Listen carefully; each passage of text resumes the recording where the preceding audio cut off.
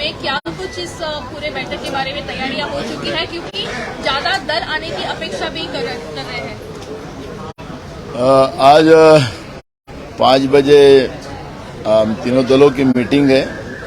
शरद पवार जी है, उद्धव जी है, मैं हूं, और उसमें हम ये करेंगे क्योंकि कांग्रेस ही चाहती थी कि हम होस्ट हो, पर अभी आज के मीटिंग में फाइनल होगा और उसमें हमारी मांग है कि हम होस्ट हो, तो इसलिए आज के मीटिंग में तय होगा। सर, पहले मीटिंग में जो है वो 19 दल शामिल थे, उसके बाद 25 से 26 दल शामिल हुए थे। कितने दल की अपेक्षा रखते हैं? देखो, ये तो दिल्ली की बात है, मैं उस पर बात नहीं करूंगा, लेकिन जो एनडीए का दल हमने देखा तो एनडीए में महाराष्ट्र से 2 लोग गए थे जिनका एक सांसद भी नहीं है, वो अपने एमएलए पुरते हैं। तो इस तरह का हमारे इंडिया में आपको देखने नहीं मिलेंगे, जिनके मेजॉरिटीज है, जिनके पास सांसद है। ऐसी इंडिया में टीम शामिल है और इसलिए हम वो ऐसी संख्या नहीं बढ़ाएंगे। जो दलों की उनके स्टेट में जो ताकत है उसके आधार पर इंडिया में उनको शामिल किया जाए। आज की बैठक में कौन कौन शामिल होने वाला है और क्या कारण रहेगा, क्या विषय पर चर्चा रहेगी? देखो, बहुत सारी चीजों पे चर्चा है और वो चर्चा के बाद हम आपसे बात करेंगे। नहीं, दूसरा ये कि जब इतनी बड़ी संख्या में लोग आएंगे, इंडिया की बैठक हो रही है, ऐसे में लिहाजा जहां आप वेन्यू तय करेंगे वहां की सिक्योरिटी का भी सवाल उससे उठता है। आप सरकार से निवेदन करेंगे कि सिक्योरिटी नहीं वो पत्रव्यवहार करना होता है। जैसे ही हमारा वेन्यू तय होगा वैसे ही हम लोग सरकार को भी उस बात से अवगत कराएंगे, और जो कौन कौन आने वाले हैं उसके बारे में तो जैसे जिनको सिक्योरिटी लागू है उनका तो वैसे ही प्रोटोकॉल आ जाता है, और उसके बारे में हम शासन को अवगत कराएंगे। नाना, ये बताइए कि बैठक में ऐसा लगता है कि पहले 19 पार्टियां बिहार में, बेंगलोर में 26 पार्टियां और अब मुंबई में, क्या ये पार्टियां का इजाफा होने वाला है? वो दिल्ली में तय होता है, ये स्टेट लेवल पे नहीं होता। मैंने उसका जवाब पहले ही दिया। सबसे बड़े जितने बड़े लीडर्स हैं इससे जुड़े हुए हैं, वो उन सभी का आना तय है? क्या कुछ सूची आई है, कुछ नाम आए? नहीं, अभी वही बोला ना, आज 5 बजे हम लोगों का मीटिंग है और मैं खुद मंडे को दिल्ली जाऊंगा और हमारे नेता खड़गे जी है, वेणुगोपाल जी है, राहुल जी, सबसे मिलके इस मीटिंग की भी चर्चा उनके साथ मैं करूंगा। इंडिया की बैठक है, शगुफा छोड़ा जाता है। अजित पवार की तरफ से अजित पवार को लेकर प्रफुल्ल पटेल शगुफा छोड़ते हैं कि मुख्यमंत्री अजित पवार बनेंगे। ये शगुफा लगातार क्यों छोड़ा जा रहा है? देखो, ये सब लालची लोग, सत्ता के लालची लोग साथ आए हैं। इनको जनता से कोई लेना देना नहीं और जनता के प्रश्न से कोई लेना देना नहीं। महाराष्ट्र की हालत इतनी बुरी हो चुकी है कि जहां से गृह मंत्री देवेंद्र फडणवीस जी आते हैं तो कल 4 व्यापारियों का वहां पे दिन दहाड़े मर्डर हुआ, गोली मार के हुआ। गोली मारने के बाद, जान जाने के बाद उनको जलाया है, तलवार से कई लोगों को काटा गया है। ऐसे एक दिन में 4 घटना कल नागपुर में हुई। कानून व्यवस्था, मैं उदाहरण के लिए बताया कि कानून व्यवस्था पूरी बदतर महाराष्ट्र में हो चुकी है। किसान की हालत खराब है, युवाओं को लूटा जा रहा है नौकरी के नाम से। ऑनलाइन कल हमारे अभिजीत वंजारी जी ने विधान परिषद में मुद्दा उठाया था कि ऑनलाइन जिस तरह से जुआ खेला जा रहा है, जिसे राज्य की जनता को, राज्य के युवाओं को लूटा जा रहा है। नौकरी तो दे नहीं सक रहे, लेकिन इस तरह से बर्बाद करने की व्यवस्था की जा रही है। महंगाई आसमान पार हो चुकी है और ऐसे परिस्थिति में ये जो जिस तरह से ये मुख्यमंत्री बनेगा, वो मुख्यमंत्री बनेगा, ये विषय को डाइवर्ट करने के लिए ये जो ईडी सरकार जो बनी है, बीजेपी प्रणीत, ये इस तरह की विषय को डाइवर्ट करने के लिए ये ऐसे मुद्दे छोड़े जाते हैं। उन्होंने एक ट्वीट किया है, इस ट्वीट में उन्होंने कहा है कि अमित शाह ने कहा है कि जो मणिपुर का वीडियो आया वो मोदी सरकार की इमेज डैमेज करने के लिए आया, जबकि बहुत बुरा है और मोदी सरकार की इमेज की बड़ी है और महिलाओं की नहीं। देखो, मोदी जी और अमित शाह जी और बीजेपी ये बीजेपी दल ही जो है वो इवेंट बाज दल है। लोग मरे या जिए उनसे कोई लेना देना नहीं। मीडिया में हम लोग कैसा हमारा इवेंट बना रहे, हमारे को शाबाशी लोग कैसे दिए, इसके ऊपर उनका पूरा खेल चलता रहता है। इवेंट बाज है इनको, तो ऐसे लोगों से अब वो क्या जवाब दे। लेकिन मणिपुर हमारे देश के लिए कलंक है, जो घटना हुई है वो कलंक है, और ये कलंक अब हिंदुस्तान को इंडिया को पहुंचने के लिए बहुत तकलीफ होगा, क्योंकि इंडिया में लोग सुरक्षित नहीं है।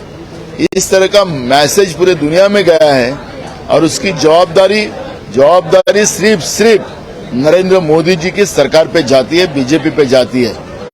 और इसलिए ये कलंक पोंछने की जगह अपने हमें कोई गलत ना बोले, इसके ऊपर अगर सरकार बात करती है, देश के गृह मंत्री बात करते, तो ये लांछनास्पद है, इसका हम निषेध करते हैं।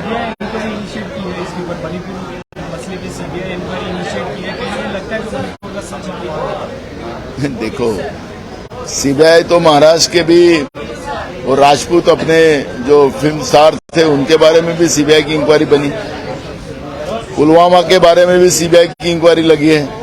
क्या उसका आज तक कोई रिपोर्ट आया है? तो ये जो केंद्रीय तपास यंत्रणा जो है, इस यंत्रणा पे कौन भरोसा करेगा?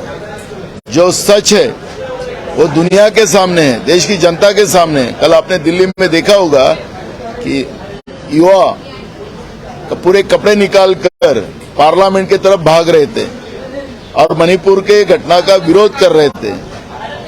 इस तरह पे ये लेवल पे इंडिया में कभी, भारत में कभी ऐसी घटना नहीं हुई। जो घटना होने शुरू हो गई है, बीजेपी केंद्र में हो या उनके राज्यों में हो, डबल इंजन की सरकार मांग कर पूरे देश को तबाह करने का काम बीजेपी ने किया है, और मणिपुर ये सबसे बड़ा उदाहरण देश के सामने है। अजित पवार यांच्या बंडानंतर महाविकास आघाडीतील घटक पक्षांच्या नेत्यांची आज बैठक शरद पवारांसोबत आहे, काय नाही, त्याच्या पहिले आमची बैठक झालेली आहे। जे झालेलं आहे त्याच्याबद्दलची चिंता नाही, आम्हाला राज्याच्या जनतेची चिंता आहे। हे जे सगळे लोक आलेले आहेत हे मतलबाने आलेले आहेत, जनतेच्या प्रश्नाशी घेणे देणं नाही। काल नागपूरमध्ये व्यापाऱ्यांना दिवसाढोळ्या गोळ्या टाकण्यात आलं, तलवारीनं मारण्यात आलं, त्यांना जिवंत जाळण्यात आलं। नागपूरचे आता राज्यातले जे मंत्री आहेत, गृहमंत्री, ते नागपूरचे आहेत। नागपूरमध्ये म्हणजे महाराष्ट्रामध्ये कायदा व्यवस्थेचा प्रश्न निर्माण झालेला आहे, शेतकऱ्यांचे प्रश्न आहेत। आपण पाहिलात की एकीकडे तरुणांना नोकऱ्या दिल्या जाऊ शकत नाही, पण एकीकडे ऑनलाईन जुगार खेळून तरुणांना बर्बाद केलं जाते। काल विधान परिषदेमध्ये आमचे विधान परिषदेचे आमदार अभिजित वंजारींनी हा मुद्दा उपस्थित केला, आणि त्या पद्धतीनं सगळ्या व्यवस्था, महागाई, आता लाईटच्या बिलाची एवढी भरमसाट केली की देशामध्ये सगळ्यात महागडी विद्युत फक्त महाराष्ट्रामध्ये आहे। आणि म्हणून हे सगळे प्रश्न महाराष्ट्रात असताना हे जे मलाई खाणारी व्यवस्था जी सत्तेत आलेली आहे त्याचं दर्शन होते आहे।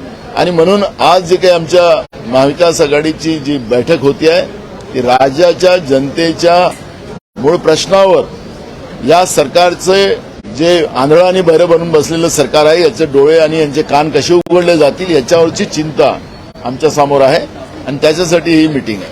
अधिवेशनाचा दुसरा आठवडा आहे तरी देखील अद्याप विरोधी पक्षनेत्यावर अजून देखील सहमती झाली दिसून येत नाही, काय नेमकं? कारण इथं दुसरा आठवडाच आहे। कर्नाटकमध्ये 6 महिने झाले, भाजप तिथं आपला विरोधी पक्ष नेता करू शकत नाही, पण पुढच्या आठवड्यामध्ये जेव्हा अधिवेशन सुरू होईल त्यावेळेस तुम्हाला विरोधी पक्ष नेता पाहायला मिळेल। पण एक महत्वाचा विषय असा आहे की काल बिझनेस ऍडवायझर कमिटीमध्ये जो निर्णय झाला की सोमवार आणि मंगळवारी सभागृह होणार नाही, तर मला एक सरकारचं कळत नाही, सरकारने हा प्रस्ताव का आणावा? असं कोणतं अलर्ट आलेलं आहे की महाराष्ट्रामध्ये भयावह परिस्थिती झालेली आहे आणि आपल्याला सरकारला मोकळं ठेवावं लागेल?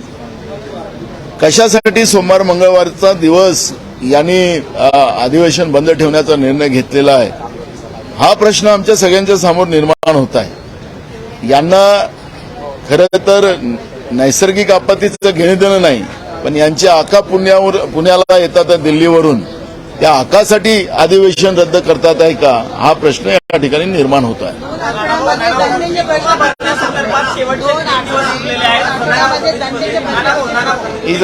दोन आठवडे झाले पण जनतेचे प्रश्न किती सुटले? आपण काल या सरकारचं बदमाशी आपण पाहिली, मी बदमाशी शब्द मुद्दाम वापरतो. SRA साठी एक नवीन कायदा तयार करण्याच्या बाबतचं 2 दिवसाच्या पहिले सरकारने घाईघाईमध्ये बिल आणलं आणि त्यांना आम्ही विचारलंय की ऍडव्होकेट जनरलला आपण विचारलं का हा कायदा आणत असताना, चर्चा झाली का कायदेशीर, आणि सभागृहात सरकारने सांगितलं, मंत्र्यांनी सांगितलं की आम्ही सगळं तपासून या पद्धतीचा कायदा आणतोय, लोकहिताचा कायदा आहे असं ते सांगत होते आणि लोकहितासाठी आम्ही तो कायदा पारित करवला. काल पुन्हा सरकार समोर आलं की आमचं चुकलं, पुन्हा आम्हाला आता या कायद्यामध्ये सुधारणा करायची आहे. म्हणजे हे सरकार, कारण मी काल सांगितलं विधानसभेमध्ये, कुठलाही कायदा आम्ही बनवतो त्याचे दूरगामी परिणाम समाज व्यवस्थेवर होतात. हे सरकार कुठल्या लेवलवर त्या पद्धतीचे कायदे आणतात जे लोकांना त्रास व्हावं अशा पद्धतीचे कायदे आणतात बहुमताच्या आधारावर. हे पाशवी जे बहुमत या सरकारजवळ आहे, या पाशवी बहुमतावर जनतेचे प्रश्न अजून चिघळवायसाठी या पद्धतीचे कायदे सरकार आणताना आपण काल पाहिलेलं आहे. आणि त्याच्यामुळे या सरकारच्या समोर, या आंधळ्याबैऱ्या सरकारच्या, या बधीर झालेल्या गेंड्याच्या कातळीपेक्षा जाड झालेल्या सरकारच्या समोर आम्ही गळा ओढून सगळ्या जनतेच्या भावना मांडतोय, वेदना मांडतोय. हे सरकार किती ते प्रश्न सोडवण्यामध्ये यश सरकारला येईल हे आज आम्हाला सांगता येणार.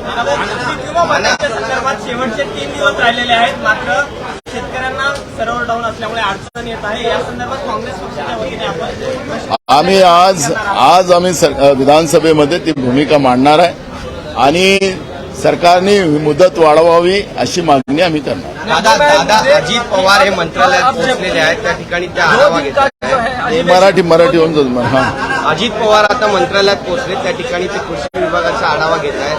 सर्व नेत्यांना एक मिनिट. हा, अजित पवार सुद्धा मंत्रालयात पोहोचले, त्या ठिकाणी ते आढावा घेत आहेत. काय नेमकं त्यांना सांगू इच्छितात?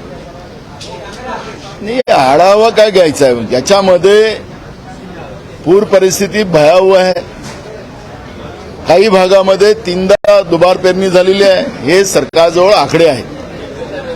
हे सगळे आकडे असताना सुद्धा सरकार ह्या आढावा घेणं आणि सर्व्हे घेण्याच्याच याच्यात राहील तर तिथपर्यंत शेतकऱ्यांच्या आत्महत्या वाढतील. तात्काळ भरीव मदत, कारण की हे वर्ष शेतकऱ्यांचं वाया गेलेलं आहे आणि ही मदत करत असताना ही थोडी मदत देता कामा नये, ही त्यांच्या झालेल्या नुकसानीच्या बरोबरची मदत द्यावी, ही सूचना आमची राज्याच्या सरकारला आहे. सोमवार और मंगलवार को भी अधिवेशन का सत्र नहीं होगा, क्या वजह लगती है? सरकार ने 2 दिन और नहीं, सरकार को क्या अलर्ट मिला है मुझे पता नहीं, क्या भूकंप आने वाला है उसकी ये हुआ है, और जो भी हमने अंदाज बनाया और उसमें यही पता चला कि इनके आका आ रहे दिल्ली से पुणे के लिए, और उसके लिए विधिमंडल का अधिवेशन ही रद्द कर दिया है 2 दिन के लिए. ये आका की कितनी चिंता है, और लेकिन राज्य की जनता की चिंता नहीं है, उसमें स्पष्ट होता है.